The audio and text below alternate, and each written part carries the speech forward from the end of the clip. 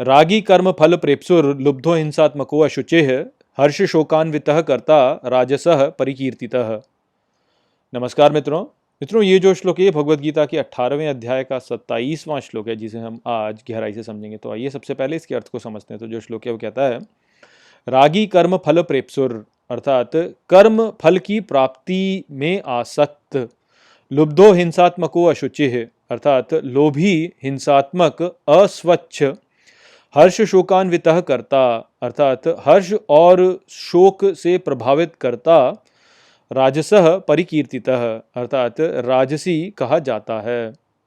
तो सात्विक कर्ता को समझाने के पश्चात अब श्री कृष्ण राजसी कर्ता के विषय में कहते हैं कि जो राजसी कर्ता होता है वह कर्म फल की प्राप्ति में आसक्त होता है, वह लोभी होता है, हिंसात्मक होता है, अस्वच्छ होता है और वह हर्ष और शोक से प्रभावित होता है। तो यदि हम किसी भी व्यक्ति में इस प्रकार के गुणों को देखते हैं जब भी वह किसी कार्य को करता है, तो हम ये समझ सकते हैं कि ऐसा जो व्यक्ति है वह रजोगुण के प्रभाव में कार्य करता है।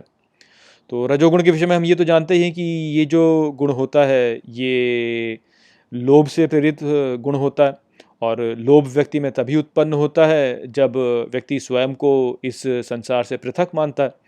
तो जब व्यक्ति स्वयं को संसार से पृथक मानेगा तो उसमें अहंकार उत्पन्न होगा। तो अहंकार से प्रेरित होकर जब कोई व्यक्ति कार्य करेगा तो ऐसा जो करता होगा वह रजोगुण से प्रभावित करता होगा। अब अहंकार जो है वह सीमित है, उसको कुछ प्राप्त होता है, या तो अच्छा प्राप्त हो सकता है या बुरा प्राप्त हो सकता है। अब यदि उसे अच्छा प्राप्त होगा तो अहंकार को हर्ष अनुभव होगा, यदि उसे कुछ बुरा प्राप्त होगा तो उसे शोक अनुभव होगा।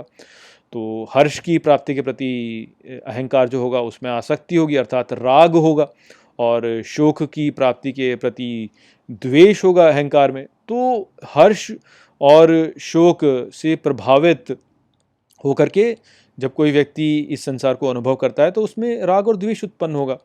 तो अहंकार के साथ में जुड़ने से व्यक्ति में राग और द्वेष उत्पन्न होता ही होता है, और अहंकार से जुड़ करके व्यक्ति जो होता है वह हर्ष और शोक से प्रभावित होने लगता है।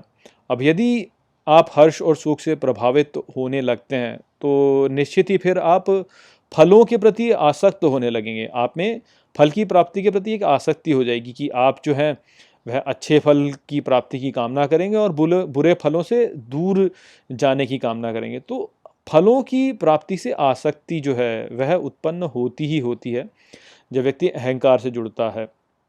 और अब यदि आप में इस प्रकार की भावना उत्पन्न हो गई है कि फल की प्राप्ति की कामना है, तो लोभ तो उत्पन्न होना निश्चित ही है कि लोभ होगा कि भाई मुझे ये मिल जाए, ये मिल जाए, ये मिल जाए, और ये ना मिले, ये ना मिले, ये ना मिले। ऐसा लोभ जो होगा वो उत्पन्न होगा ही होगा ऐसे व्यक्ति में। और जब लोभ उत्पन्न हो गया तो जो लोभ है उससे हिंसा का उत्पन्न होना स्वाभाविक है, क्योंकि व्यक्ति तब क्या सोचेगा, वह यही सोचेगा कि बस मैं बच जाऊं, बाकी दूसरों को जो होना है सो हो, मुझे कोई अंतर नहीं पड़ता। और जब स्थिति बहुत ही बुरी हो जाती है, जब व्यक्ति ऐसी स्थिति में फंस जाए कि बहुत ही बुरी स्थिति हो गई है, तो व्यक्ति दूसरों को हानि भी कर देगा बचने के लिए या कुछ प्राप्त करने के लिए। तो हिंसात्मक हो ही जाएगा व्यक्ति, और ऐसे जो मन होगा ऐसे व्यक्ति का वह अस्वच्छ हो जाएगा, लोभ में चला जाएगा, कुछ पाने में चला जाएगा, क्रोध आने लगेगा व्यक्ति को, बिना बात के क्रोध आ जाएगा, या व्यक्ति में दंभ उत्पन्न हो जाएगा। कुछ पा लिया तो ऐसा लगने लगेगा कि भाई मैं तो दूसरों से श्रेष्ठ हूँ, मैं सबसे अच्छा हूँ, बाकी सब तो बेकार हैं। और बुद्धि जो होती है ऐसे व्यक्ति की बुद्धि जो होगी वह उस ऐसी हो जाएगी कि उसमें बहुत से विकार उत्पन्न हो जाएंगे। संसार को ठीक प्रकार से समझ नहीं पाएगा। क्यों? क्योंकि आसक्त हो रहा है। क्योंकि आसक्त हो रहा है इस कारण से मन में जो है बहुत से आवेग उत्पन्न होने लगते हैं, और जब आवेग उत्पन्न होने लगते हैं तो स्थिति ठीक प्रकार से दिखाई नहीं देती, भय उत्पन्न हो जाता है। और भय से जो है व्यक्ति ऐसा प्रभावित हो जाता है कि स्थिति को ठीक प्रकार से समझ नहीं पाता कि स्थिति वास्तविकता में क्या है। अपना एक दृष्टिकोण उत्पन्न हो जाता है व्यक्ति का कि मेरे दृष्टिकोण में ऐसा है, मुझे ये चाहिए, यदि मुझे नहीं मिलता है तो सामने वाला बुरा है।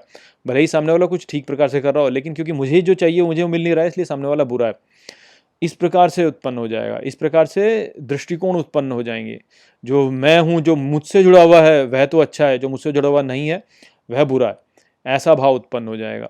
तो अब ऐसा भाव उत्पन्न हो जाएगा तो व्यक्ति दृष्टिकोण से देखेगा, एक दृष्टिकोण से देखेगा तो बायस उत्पन्न हो जाएगा व्यक्ति में।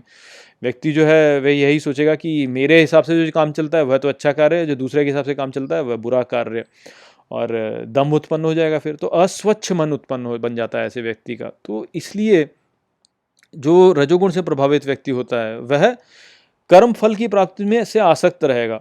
वह कर्म फल की प्राप्ति से आसक्त क्यों हो जाता है? क्योंकि वह हर्ष और शोक से प्रभावित हो जाता है। हर्ष और शोक जो उसमें एक उसके मन में एक प्रकार से देखा जाए तो एक कुछ उत्पन्न करते हैं। जैसे होता है ना कि आप जल को छुएं तो उसमें एक लहर उत्पन्न होती है, तो ऐसी हर्ष और शोक जो होते हैं वह ऐसे व्यक्ति में ऐसे आवेग उत्पन्न कर देते हैं। जब आवेग उत्पन्न होता है तो कर्मफल की से आसक्ति हो जाती है, कर्मफल की प्राप्ति से। फिर ऐसा व्यक्ति जो होता है लोभी हो जाता है, लोभी होगा तो हिंसात्मक भी हो जाएगा, और हिंसात्मक भी होगा तो मन जो है वह भी अस्वच्छ रहेगा ऐसे का। तो इसीलिए श्री कृष्ण यहाँ पे कह रहे हैं कि रजोगुण से प्रभावित व्यक्ति जो होता है वो हर्ष और शोक से प्रभावित हो जाता है। वह इस कारण से कर्म फल की प्राप्ति से आसक्त हो जाता है, और ऐसे व्यक्ति जो होते हैं वह लोभी होते हैं, हिंसात्मक होते हैं और अस्वच्छ होते हैं। तो ऐसे जो कर्ता होते हैं वह रजोगुण से प्रभावित कर्ता होते हैं। तो यही संदेश यहाँ पे श्री कृष्ण का था। आशा करता हूँ कि मैंने इस श्लोक को आपको अच्छे से समझा दिया होगा। चलिए इसी के साथ इस वीडियो को यहीं पे समाप्त करते हैं। नमस्ते।